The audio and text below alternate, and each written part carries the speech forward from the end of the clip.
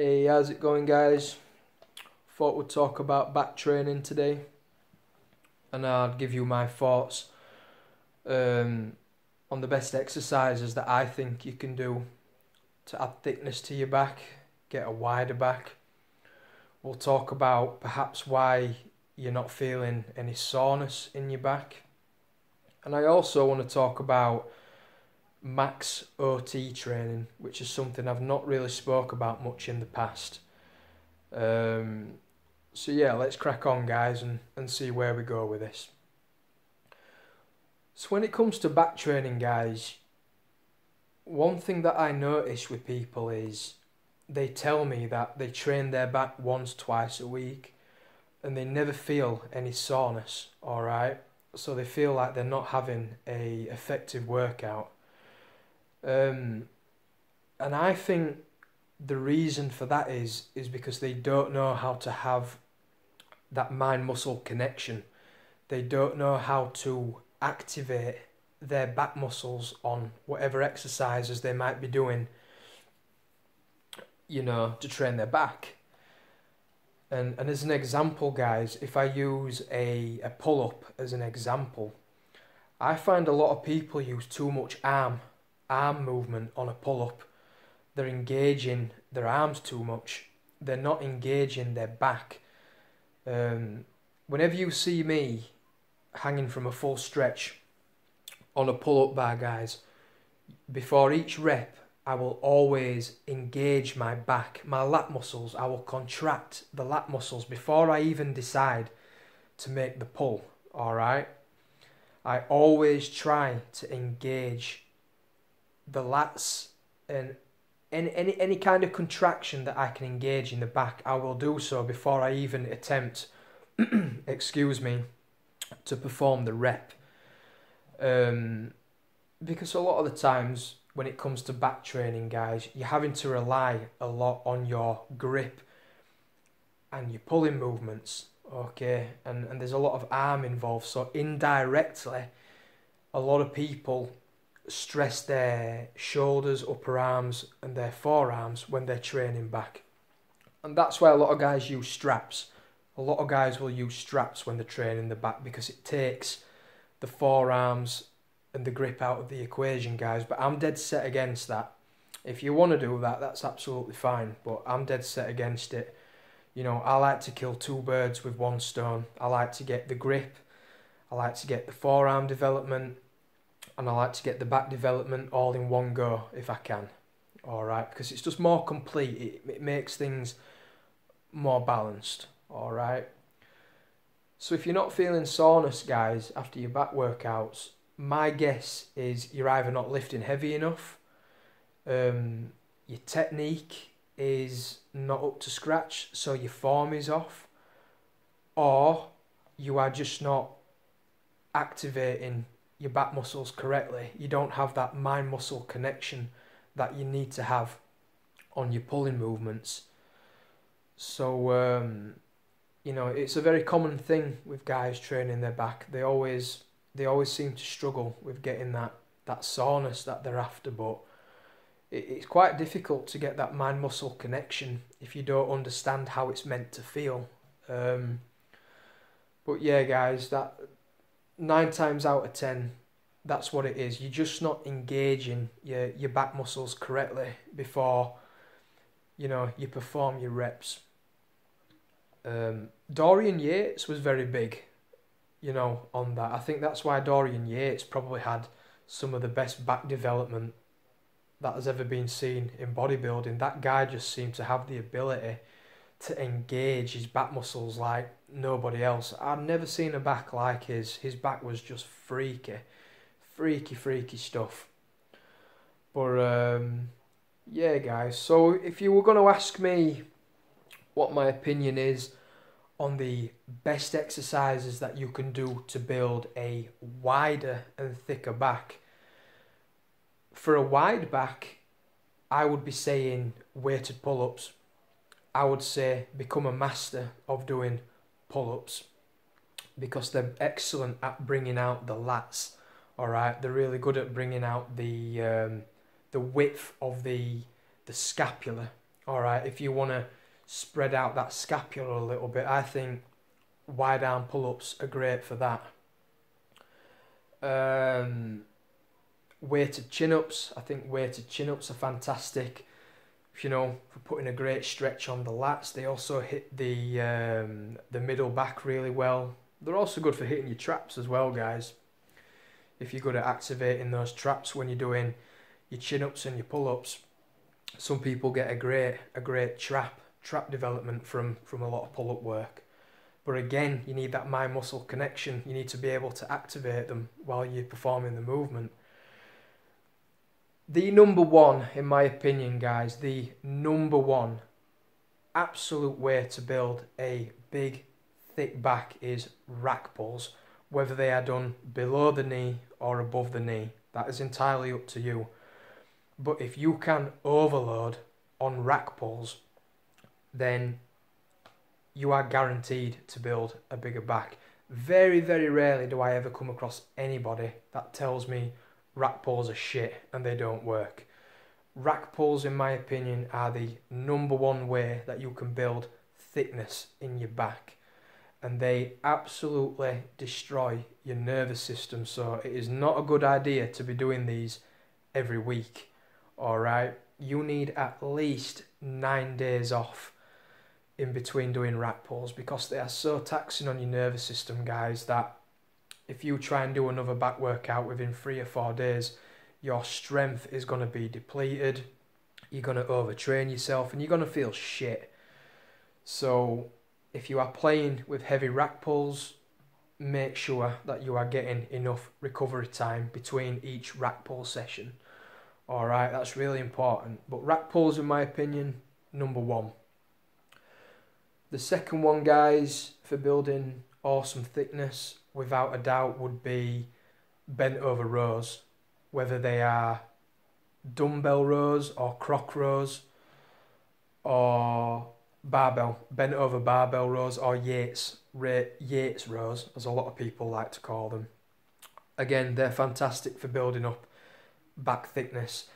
Just any kind of movement, guys, where you are pulling the elbows back, alright, because whenever we're pulling the elbows back, alright, you're engaging the lats, alright, you're getting that contraction in between the shoulder blades, you're activating the traps, the rhomboids, you know, your lower back is engaged on a lot of the movements.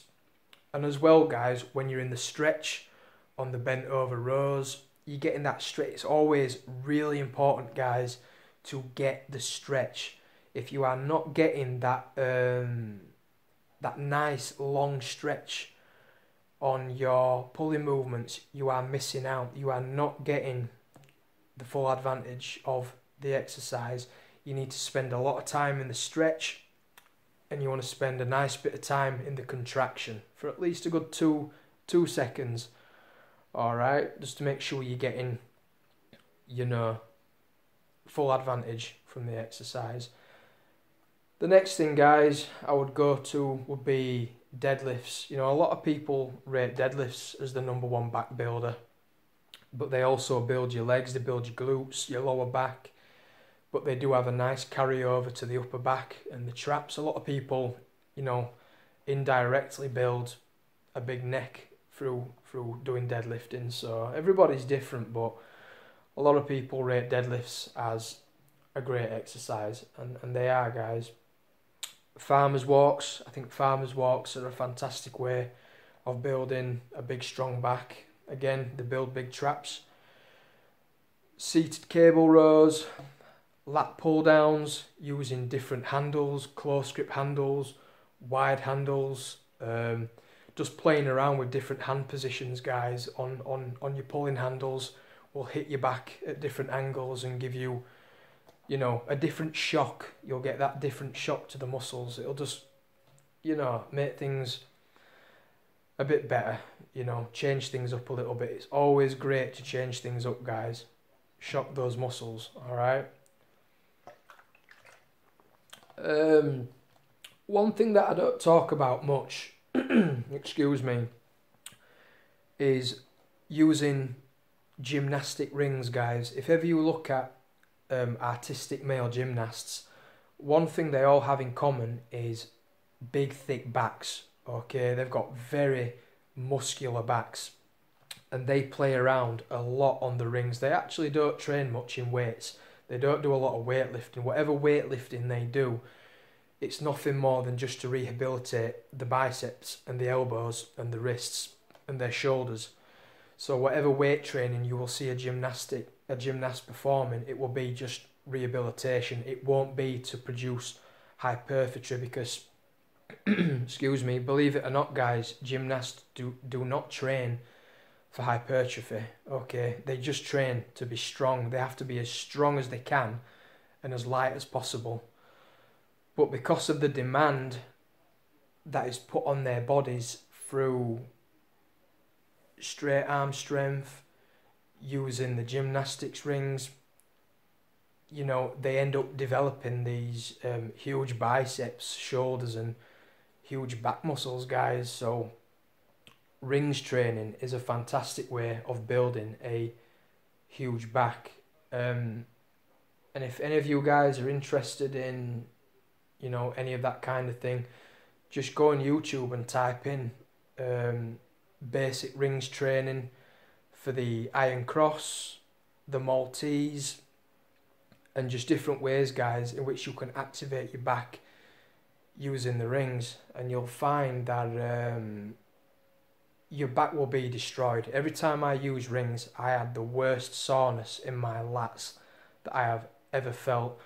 I mean, when I used to train for the Iron Cross and the Maltese on the rings, my God, like, I would not be able to lift my arms for about 5 days because of the stretch that you would get on your lats, guys. So definitely, you know, implement some rings training into your routine, guys, if you want to really max out on your back strength. If you want to pack on some size on your back, rings without a doubt is the best way to go about it. So that's my opinion, guys, on the best way to build, you know, a bigger, thicker back. You know, you need to make sure you're keeping your calories high, you're getting in plenty of protein, plenty of rest, soaking up that vitamin D.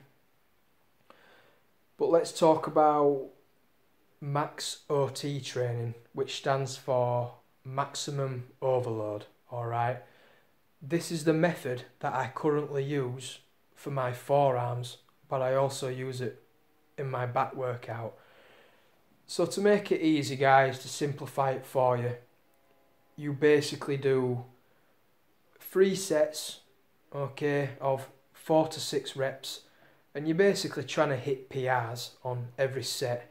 Okay, you are maximally overloading on each rep. You are going balls to the wall on each rep. And you can do this for your chest, your shoulders, your back and your legs. In my opinion, if you are a natural, it is the best way to go about adding size and strength. In my opinion, it works to a T. If you don't believe me, go and try it. The only thing about it, guys, is this. It's very taxing on your nervous system because you are handling really, really heavy weights. Your nervous system is going to be getting shot to pieces. So you need to be smart and make sure that your recovery time is spent well. All right, you need to make sure that you are fully recuperated before you even decide to touch this workout. Again, that's how effective maximum overload training is. So I currently do this, guys, at the minute. So when I go to the gym, you know, I do a lot of seated cable rows, lat pull downs, single lat pulls, and I literally slam as much weight as I can on the machine, and I will just work between 4 to 6 reps. I have a 2 to 3 minute rest in between the sets.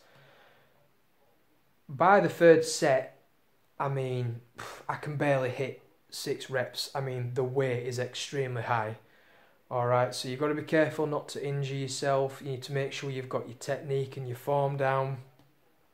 But max OT training, in my opinion, for a natural is the best way to add size and strength.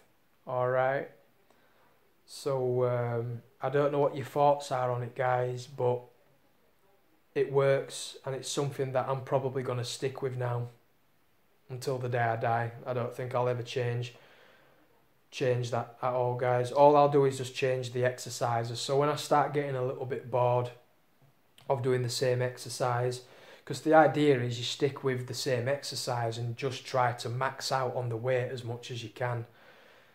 But when the body starts to adapt to it, obviously I go and do something different, and always keep trying to shock my body as much as I can to keep the ball rolling, to keep the growth going, guys. So there you go, guys. I've gone on a little bit longer than I wanted to, but yeah, I hope that helps. I hope you can take something away from that.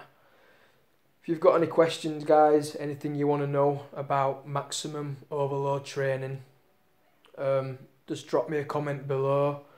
Or if there's anything you want to know more about back training, drop me a comment. You know, I always do my best to get back to you guys. So yeah, there you go, guys. As always, train hard and keep safe, and I will see you next video.